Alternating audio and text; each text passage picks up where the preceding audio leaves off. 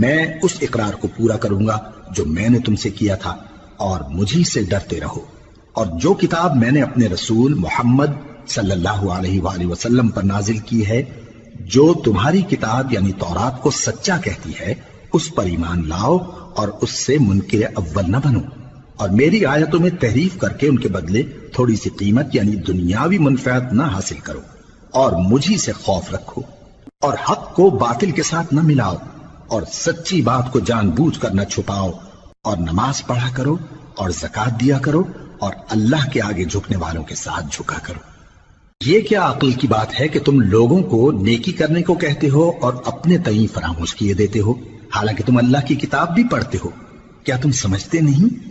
اور رنج و تکلیف میں صبر اور نماز سے مدد لیا کرو، اور بے شک نماز گراں ہے مگر ان لوگوں پر گراں نہیں جو عجز کرنے والے ہیں، جو یقین کیے ہوئے